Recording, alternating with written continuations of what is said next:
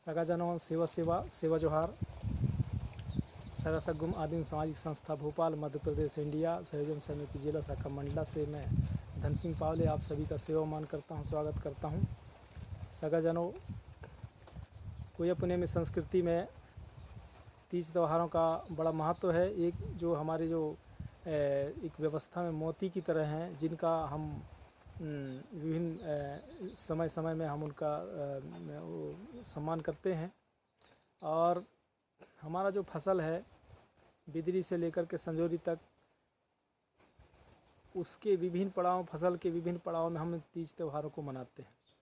इसी कड़ी में हमारा जो अभी वर्तमान में भुजलियाँ को कजलियाँ भी बोलते हैं, कुछ लोग खुजलियाँ भी बोलते हैं। ये हमारे जो तीज त्यौहार में भुजलिया जो है, हमारे कोई अपने में संस्कृति के आधार पर ये त्यौहार माना जाता है। क्योंकि कुछ लोगों का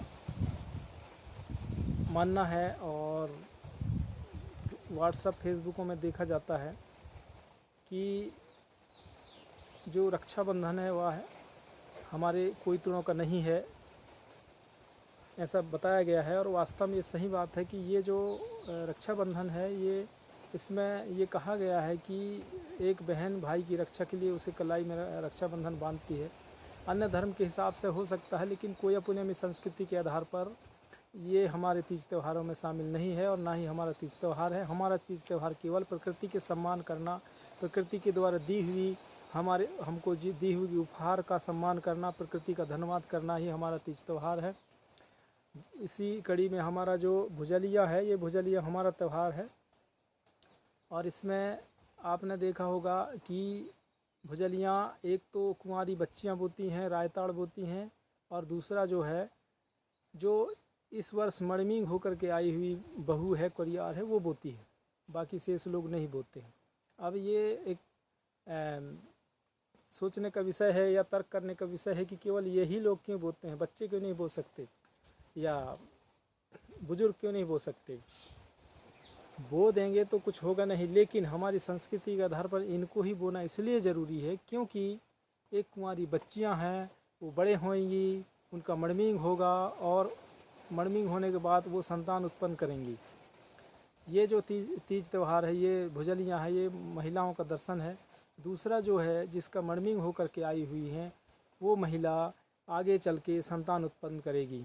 तो संतान उत्पन्न करने में ऐसा नहीं है कि हम को कुछ ज्ञान ना हो और हम संतान उत्पन्न कर लें या संतान का पालन पोषण कर लें। इसके लिए शिक्षा का होना बहुत ज़रूरी है। और भुजलियाँ भी आपने देखा होगा केवल 9 दिन का होता है।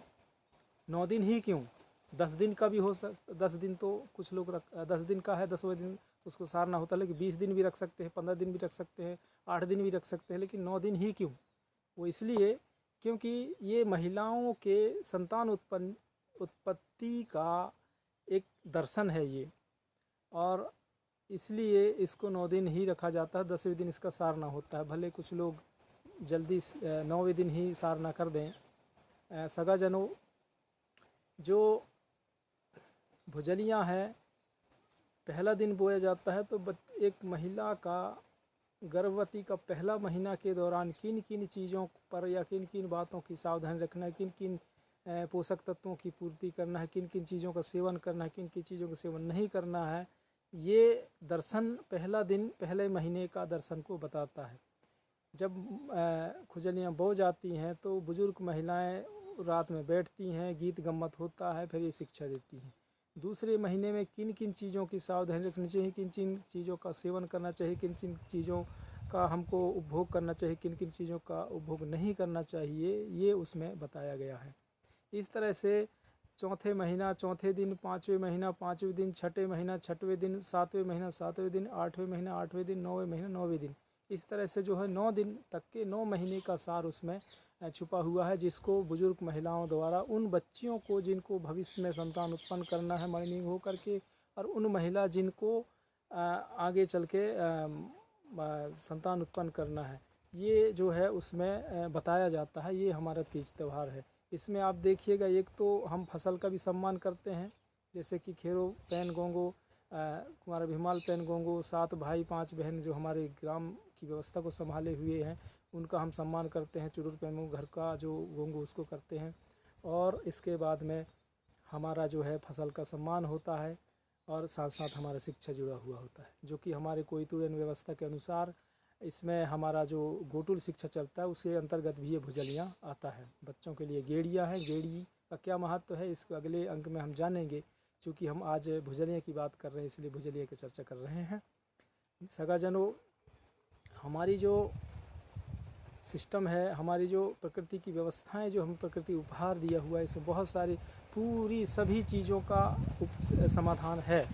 क्योंकि हम आज डॉक्टरों के पास जाने से हमारी जो आयुर्वेदिक धनित्र बैगा लिंगों का जो बताए हुए मार्ग को हम धीरे धीरे भूल रहे हैं, जिससे हम दूसरों के ऊपर निर्भर हो रहे हैं।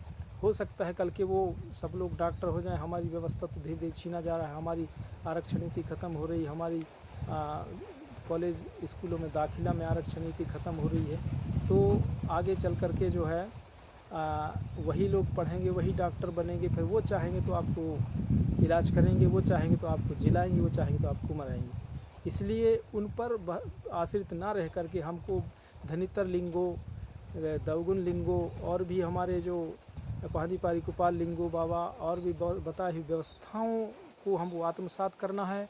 हमारी व्यवस्था को बचाए रखना, हमारी व्यवस्था ही हमारी पहचान है। यदि हम दूसरे के ऊपर निर्भर रहे तो हमारा ये छूट जाएगा, ख़त्म हो जाएगा। फिर हम लड़ाई एक पक्ष से कभी नहीं लड़ सकते, फिर हमारी व्यवस्था ख़त्म हो जाएगी तो हम गुलाम हो जाएंगे। सगाजनों, इसलिए मैं कहता हूँ कि हमको जो है, जो हमारी व्यवस्था है, हमारी परंपरा है, हमारी संस्कृति है, उसको हमको बचाए रखना। हमको उसको जब तक हम पालन नहीं करेंगे तब तक हमारी व्यवस्था नहीं बचेगी। इसलिए हम सब, आप सभी इस बात को ध्यान रखें और सेवा सेवा सेवा जोहार।